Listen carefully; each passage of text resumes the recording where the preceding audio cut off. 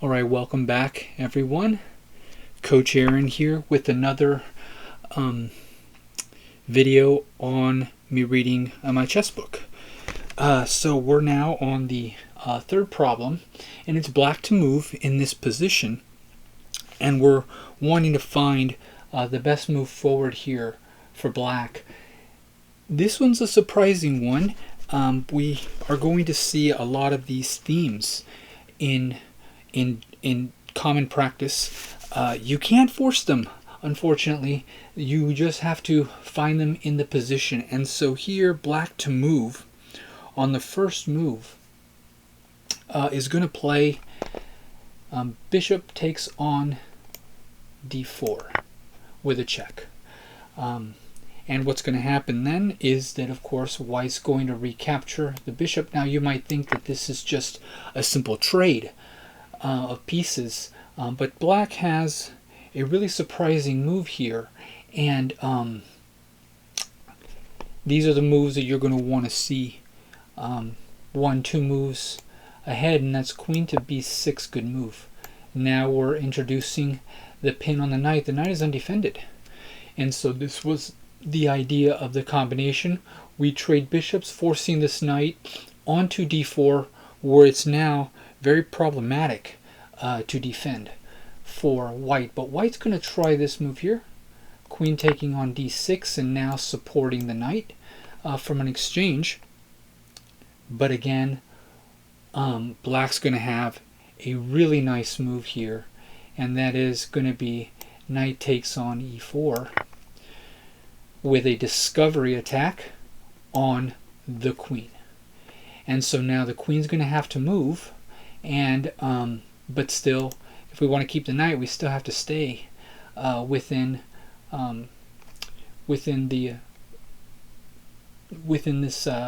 squares here, one of these squares, in order to keep the protection on the knight. So the queen is going to play. Oh, okay. The queen's going to play to e5. This is also an idea as well. I didn't quite see it.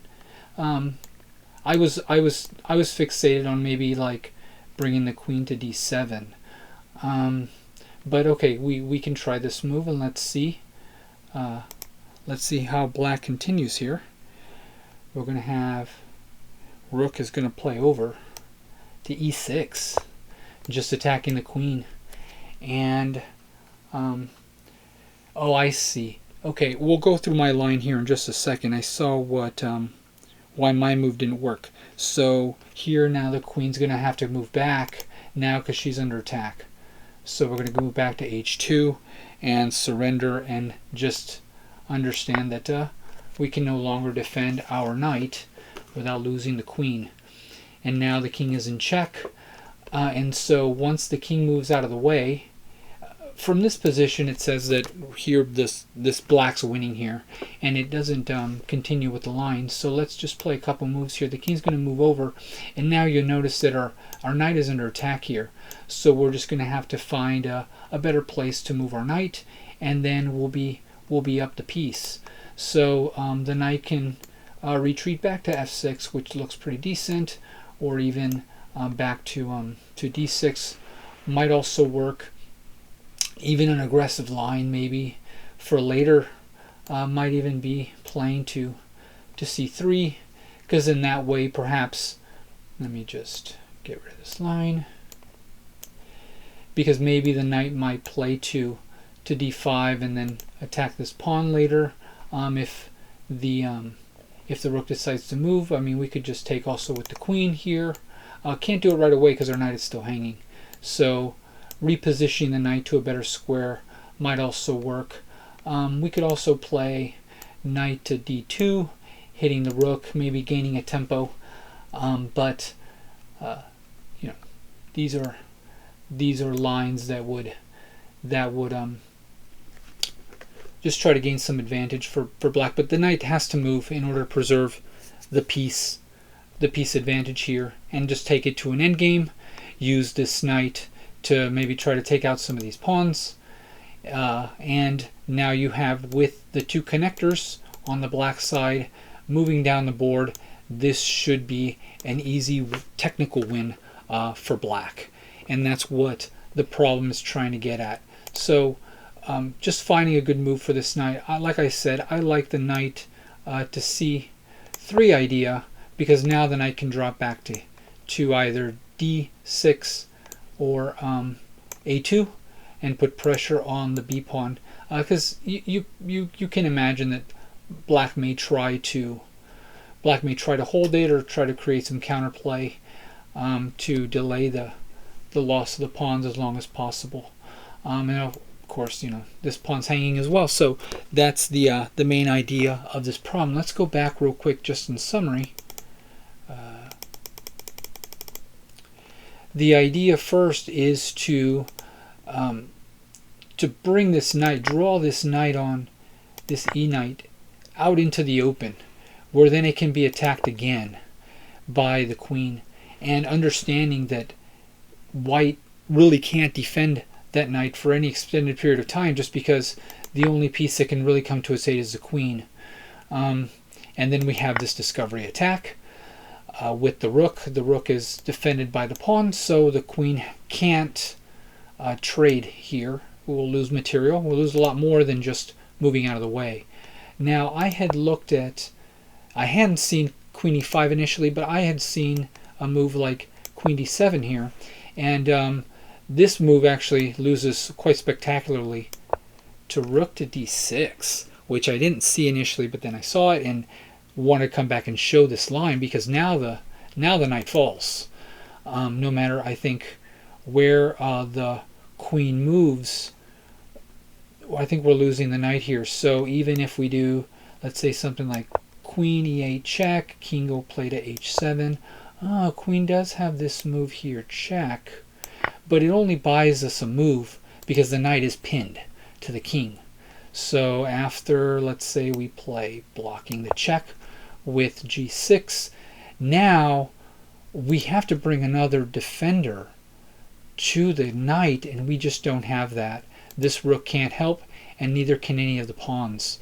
The knight is just ill-positioned here, so white's still going to lose the knight in this line.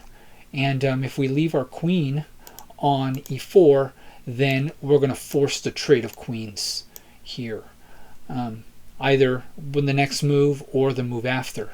So the queens will come off the board, which will make the win a little bit harder it'll make the game harder for white here. So let's just say the queen let's just try to get some attack here, knowing that the knight is gone. You check, queens trade, something like this, and now it's a battle of rooks, and white already has two hanging pawns. We can't defend them both, and if the rook tries to come down to play on e7, let's say to get some counterplay, well, we can just play the king over, and this is just not going to be, I don't think, a winning endgame for white. I think black will have all the winning chances here. So let's go back just to see if there was anything that we missed here. So this line is kind of tricky, just because of this check here. It looks like black can try to wiggle out, but we do give white some chances here. So why the author didn't give this as a possibility, I'm not entirely sure, but queen played ultimately to e5. I think maybe this move might have lasted a little bit longer. Oops. Or maybe even here, there could be a stronger move here. Even maybe the first initial idea may not be as strong. Maybe now we just get our knight out of dodge. Maybe with an interference. I had a coach that told me one time, sometimes when you see the lines, you just invert the move order and see how that works. So here now we create a distraction between the queen and the knight, by now blocking the defense. So now even if the queen were to come down and check, well, there's no checks now. All the squares are now taken. So maybe the knight to d6 was a little bit stronger move, because now how does the queen defend the knight from a particular square? I don't think it can. I think the queen just has to either come back or just let the knight fall here, because this will be the next move for black with check. So really difficult position here for white. So I think the knight to d6 was a stronger move than the rook to d6, which was my first initial idea. So let's promote this to the main line, and I think knight d6 is really strong here. We would like to be able to play something like queen g4 to save the knight, but of course that square is taken. Oops. That square is taken by enough black pieces. So this is miserable. This is miserable for white to play because the piece is lost. So let's just go back with the knight and then just show the line that now in this line black is now up the piece, whereas in the previous line we were not up the piece with the rook d6 line here.